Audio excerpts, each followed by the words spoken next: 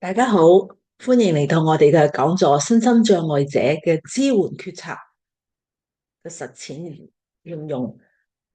咁呢個講座係想俾一啲自我倡導者啦、家庭成員同埋支援人員嘅一個概述嚟嘅。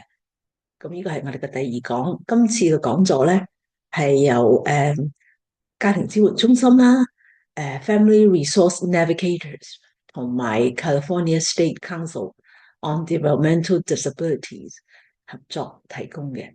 我叫 Jojo，我係家庭支援中心嘅教育專員。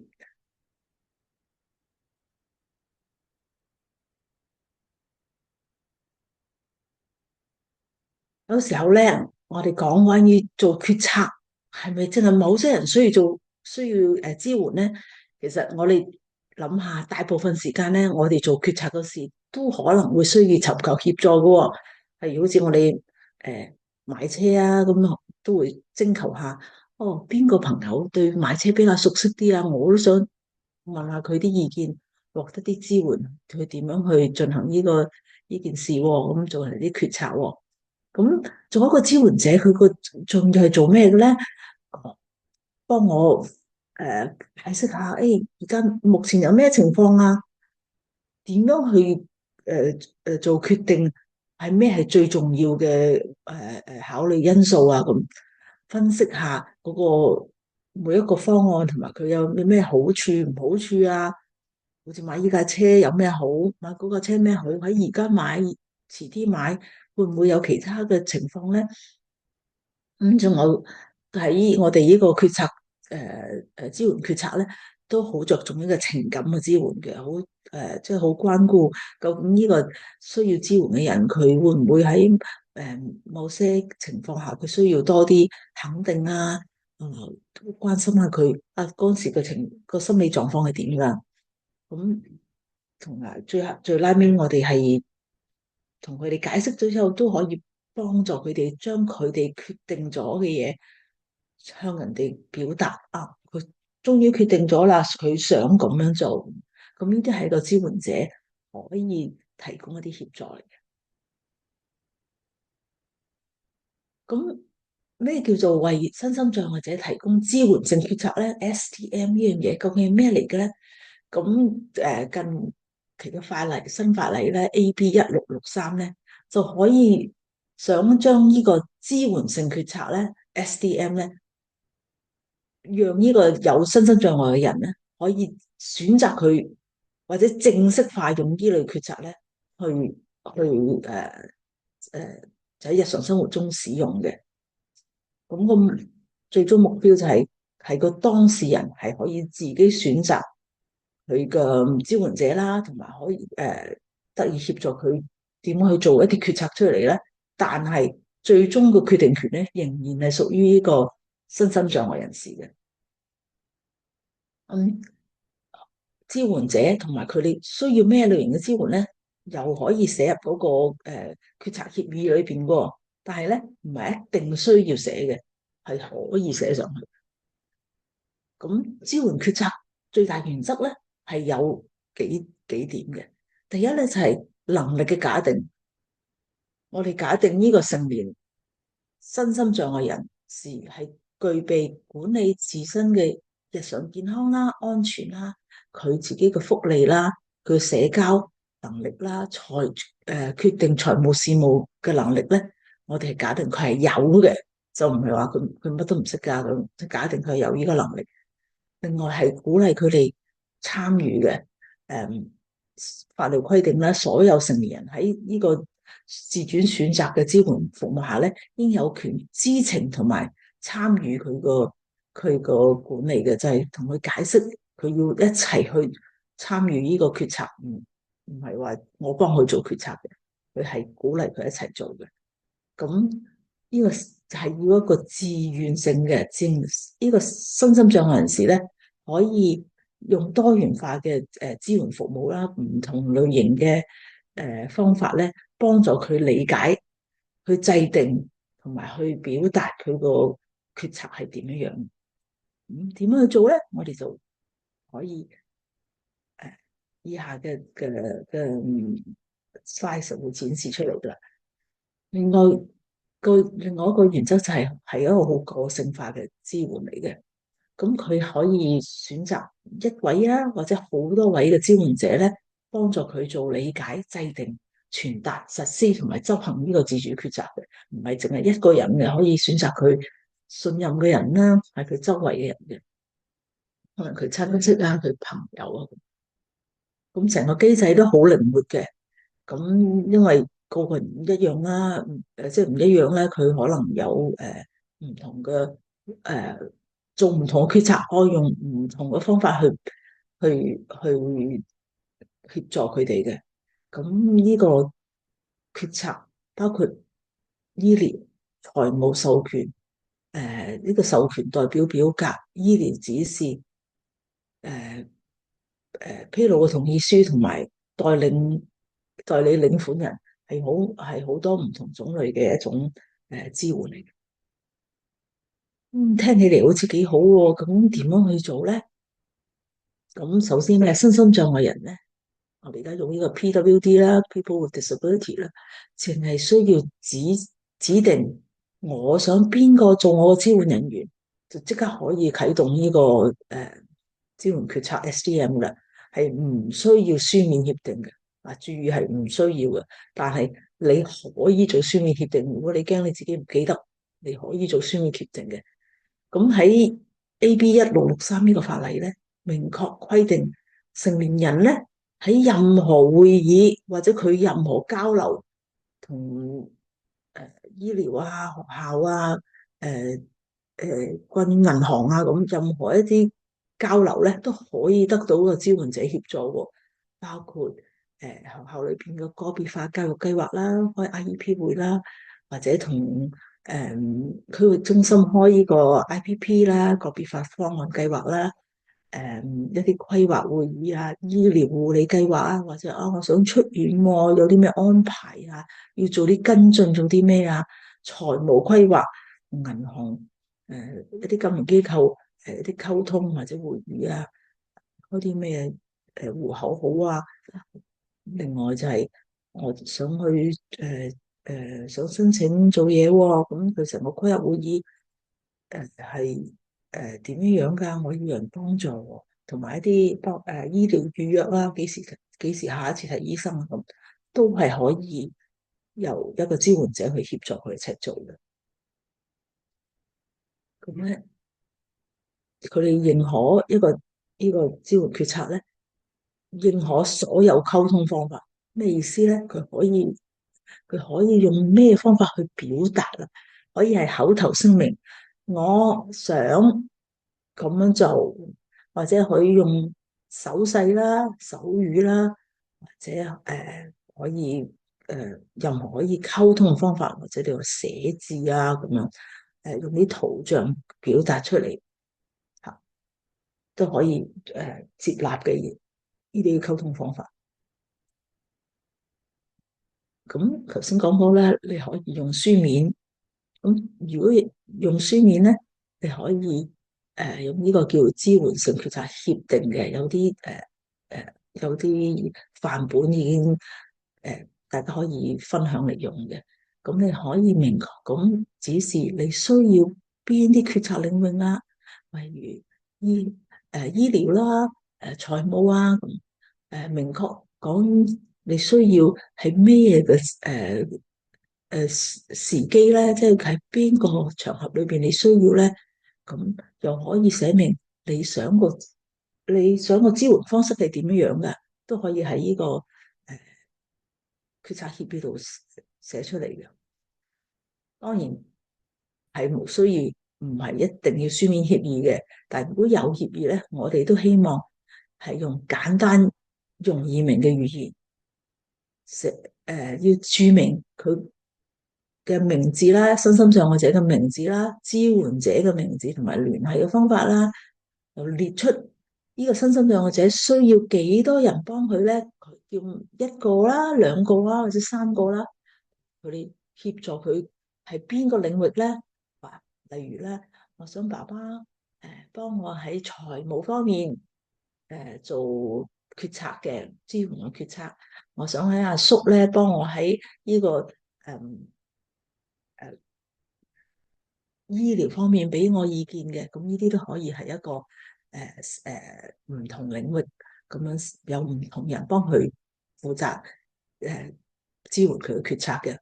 咁每個支援者都要作出以下聲明嘅承諾，為呢個身心障礙成年人咧提供資訊啦，本着誠信咧為呢個身心障礙者提供支援嘅。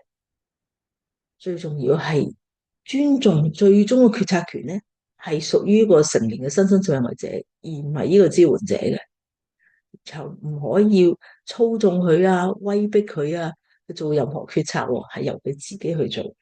咁呢個喺個決策協定咧都會列出嚟嘅。咁呢個係我哋頭先提出嘅一個範本啦，你可以作為參考嘅。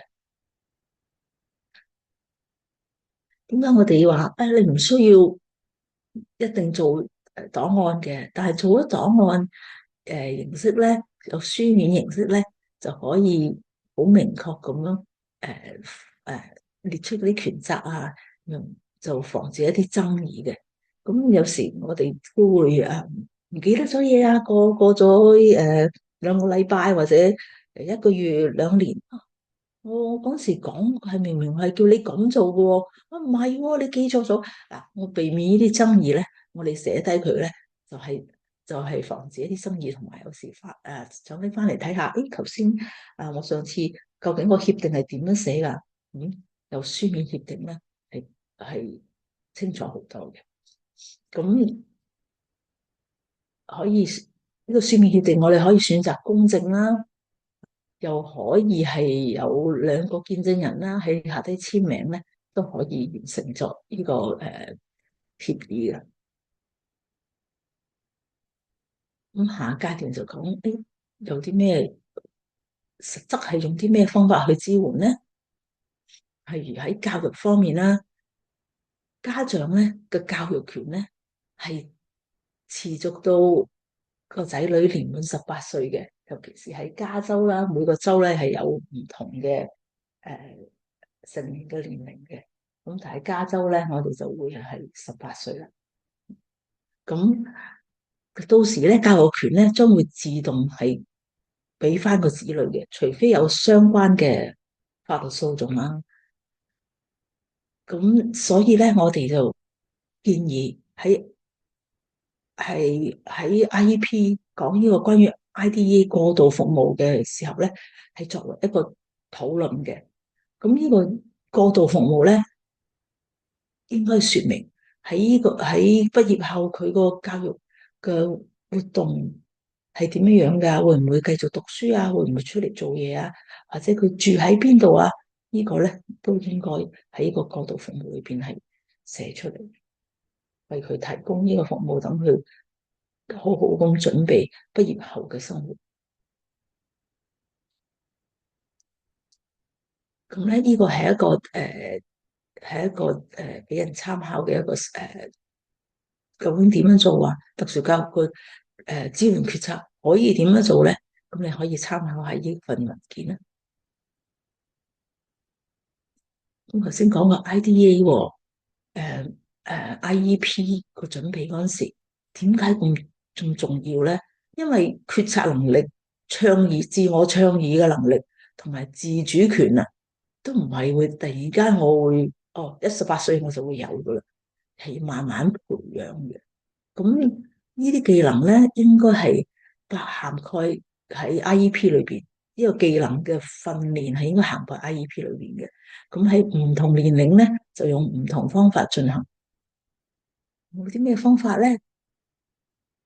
一個例子啦，喺哥倫比亞特區公立學校咧，佢哋就會有咁嘅一個建議喎，由3歲起，好細個3歲就開始教個學生用支援性決策啦。點樣去建立你嘅支援網絡？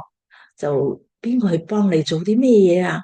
令到學生咧喺咁細個咧，即係可以熟悉嘅流程，同埋喺日常生活中去運用。咁佢哋可以通過喺屋企同埋學校做一啲訓練啦，做出一啲啱佢年齡嘅，同埋一啲佢個佢個發展水準符合嘅一個嚟培養。譬如3歲你可以佢做啲咩選擇權咧？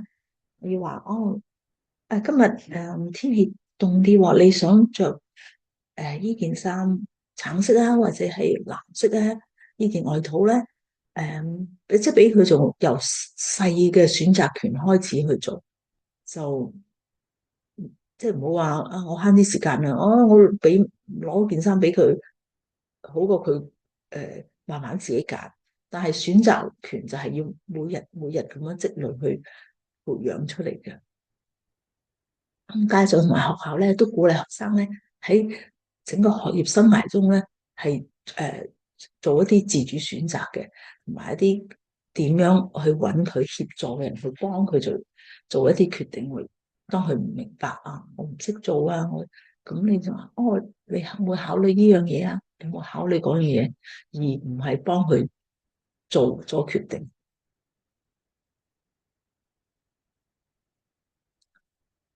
另外一個示範就係喺 IEP 裏邊咧，可以幫佢誒做倡導嘅，自我倡導嘅，幫佢表達你究竟想喺學校裏邊有啲咩你嘅需要幫佢喺會議裏邊參與，讓佢自己表達佢對佢對自己嘅目標有啲咩期望佢令到佢咧可以維持佢終生咧都可以為自己發言。咁目標都係想去建立信心啦。譬如同老師討論下，我咧其實我係有自閉特色嘅，我係需要咧安靜嘅環境去考試嘅，或者我係需要讀卷嘅。我我點解會大叫咧？因為我頭先咧覺得咧嗰啲噪音令到我好煩，咁啊可以慢慢咁表達，同一啲陌生嘅人講，對唔住我頭先嘈住你，不過因為我咁嘅原因，我有咁嘅反應咁希望咧得到其他人嘅支持啦。咁參加 IEP 會議係令到呢類學生咧可以表達到自己嘅觀點，話俾人聽，我我好叻做啲咩噶，我好叻去數數字噶，但係咧我嘅挑戰係咩咧？我好怕噪音嘅，咁令到佢哋善於表達啦，可以自己參與制定佢一啲教育嘅目標嘅。另外，我哋都會了解到咧，有時喺學校裏邊啲教職人員咧，可能係唔係好理解呢個支援決策 SDM 嘅，有時就會鼓勵家長用監護方案啦，conservatorship 啦，咁但其實因為監護方案咧嗰個決策權咧係完全俾晒個監護人。令到呢個受監護嘅人咧，係所有決定佢哋都唔需要參與嘅。咁呢樣嘢我哋就想同大家分享話，你可以同學校嘅教職員咧係提供一啲建議，話有啲培訓喎。咁呢度係有個網站啦，可以去多了解點樣去同教職員提供培訓咧。由加州州立大學東灣校區咧，同埋佢哋嘅身心障礙司法研究中心，同埋Jadif 咧開發咗呢個線上培訓課程嘅。咁我哋好極力鼓勵咧，就用其他方案咧去替代呢個監護權嘅。咁大家可以去多刷呢個二維碼去多啲了解。咁第二樣我哋想講咧，就係關於 SDM 同埋個醫療保健嘅關係。咁支援決策咧可以好廣泛咁喺用喺醫療保健嘅，因為咧好多人咧都話喺呢個決策上咧係需要支援嘅。譬如啦，我哋普通人都會話，我哋需要揀呢個醫療保健提供者喎，揀邊個啊？好複雜噶嘛。咁有時就會問下朋友啊，咁我哋都鼓勵你學身心障礙人士咧，會去向朋友去查詢啦啊，有啲咩醫療保健提供者啊，有咩保險公司啊，用邊間醫院最好啊？咁呢啲係咧資訊嘅一個提供嘅。另外一個重要嘅事項咧，就係喺緊急嘅情況下咧，我哋可能因為某種疾病啦，係好難去實施呢個 SCM 啊。咁呢個情況，我哋又需要點做咧？又要做一啲考慮嘅。啊，咁我病嗰陣時，我未必可以好容易表達到自己喎。咁到時應該點啊？唔可以拎出嚟討論嘅。咁大致可以分開下低呢幾個形式，可以支援佢哋繼續進行呢啲活動。我第一咧，同醫生溝通啦，就可以支援佢記得幾時食藥啊？哦，幾時再去攞藥啊？去做一啲跟進噶。另外就係、譬如佢講一啲好複雜嘅醫學概念啦，點樣去用簡單嘅方法去解釋俾佢聽咧？誒，不同嘅治療方案點樣去決定啊？點樣評估呢個係誒誒有邊方面嘅優缺點？另外咧就係幫佢預約同埋準備就診啊，要問啲醫生啲咩嘢啊，寫一張紙去幫佢記得問啲咩嘢啦。點樣去呢個預約地點去見治療師或者去見醫生啊？去搭車啊，或者我揸車送你去啊？個支援者可以提供唔同嘅嘅服務俾佢啦。喺喺就診過程之中咧，醫生講咗好多嘢喎，要記得佢喎，幫佢做咗記錄啦。咁或者向醫生咧提供佢之前嘅醫療記錄啦，佢最近嘅一啲資訊啊，佢最近成日瞓唔到喎，或者佢胃痛喎，咁呢啲資訊啦。咁或者幫佢取一啲醫療嘅資訊啊，保險嘅資訊啦，收集呢啲資訊係解釋俾佢聽啦。或者有時咧幫助佢做一啲身體活動啊，或者做檢查，要坐喺個檢查嗰個椅嗰度啊，幫佢着衫啊，着鞋啊嗰啲身體活動都可以幫助佢嘅。最拉尾就係我去攞藥啦，咁或者去購買一啲醫療用品啊。咁呢啲係我哋支援者可以提供俾呢個身心障礙人士。呢個資訊咧就係專係俾用 AAC 嘅人啊，就係用嗰啲譬如嗰啲圖像去表達自己意見，佢未必可以用言語可以好清楚表達自己嘅。咁 AAC 就係叫做 alternative communication，augmentative alternative communication，通常咧好似係個iPad 咁啊，或者一啲圖像咧，譬如講我想要啲乜嘢啊，咁呢個係呢個資訊可以專門係俾呢類人士使用。咁下一樣嘢我哋想講就係關於配套文件啦，即係如果你想授權某人幫你做咩決定咧，我哋可以用呢個配套文件 companion documents。咁可以做啲咩噶？第日如果你用授權一個人代表咧，咁佢可以幫你執行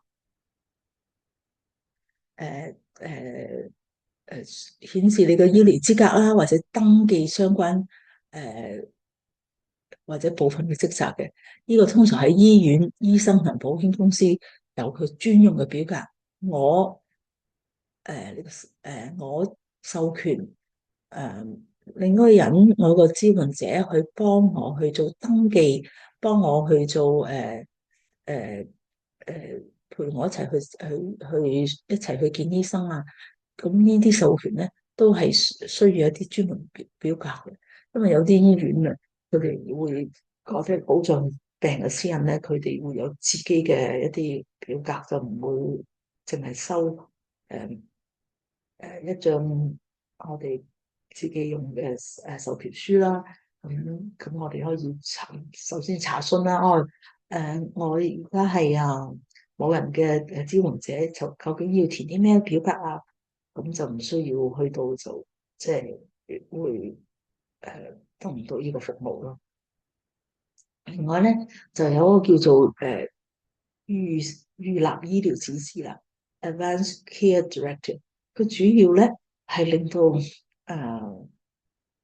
人哋喺昏迷或者唔清醒嘅情況下，同埋精神上喪失行為能力，唔能夠溝通嘅時咧，仍然可以按住呢個醫療指示咧，係作出一啲決策嘅。咁佢可以講出佢嘅醫療意願啦，指定喺佢無法做出決策嗰陣時咧，呢個醫療代理人咧就可以幫我做一隻決策。咁呢啲表格咧都可以喺呢個二維碼度可以得到嘅。通常呢啲文件咧都需要公證啊，或者有兩個見證人簽名嘅。咁支援決策同區域中心又可以有咩聯繫咧？咁我哋都提示到話喺新嘅區域中心每年同開會一次啦，至少開會一次咧，有個個別化方案計劃 IPP。咁咧佢明確咁樣涵蓋咗咧身心障礙嘅係佢哋需要支援嘅領域，同埋係邊個係佢支援者嘅。咁佢已經係有呢個喺表格裏邊已經好清楚咁可以喺度列出嚟噶啦。咁呢個計劃就應該記錄咧，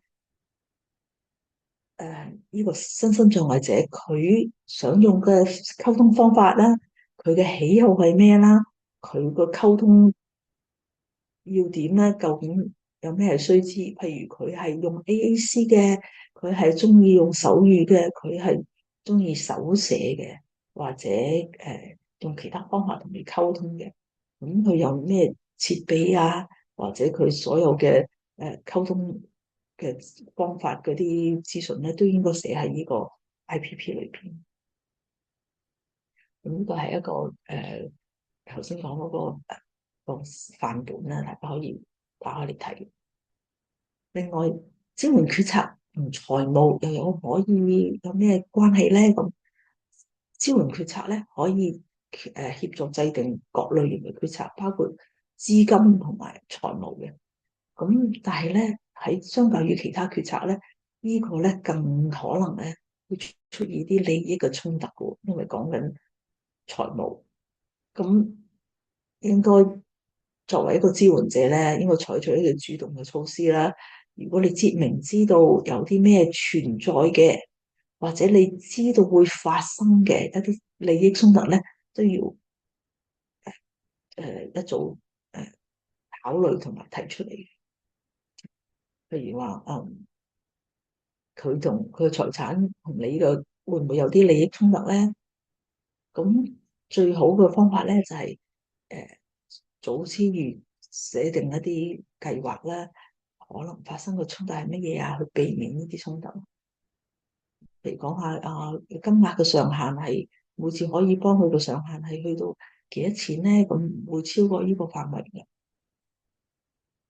咁好多 SDM 嘅範本咧都有獨立嘅財務監管角色呢樣嘢，大家可以打開出睇下。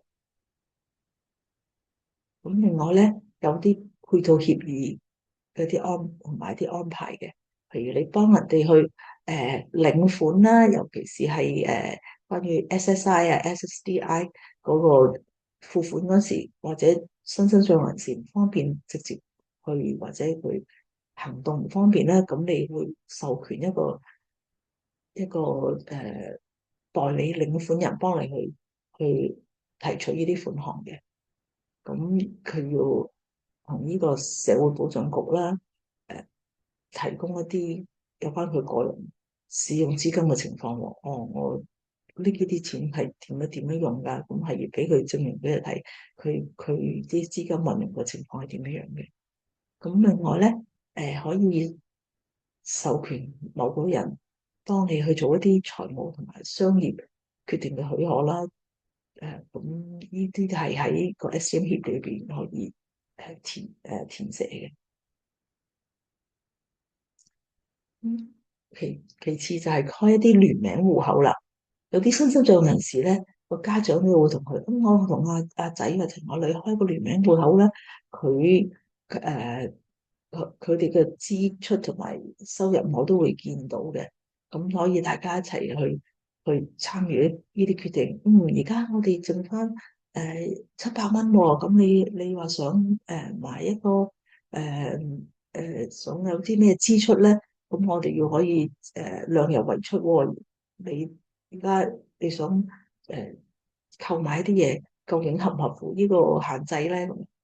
咁另外就係 Calable 啲授權啊。咁呢 Calable 個賬戶咧係允許身心障礙人士咧係做儲蓄同埋投資嘅。同一時期咧，佢呢啲金額咧係唔會令佢喪失Medicaid 啊一啲醫療保障同埋 SSI 呢個普通保障收入嘅福利嘅。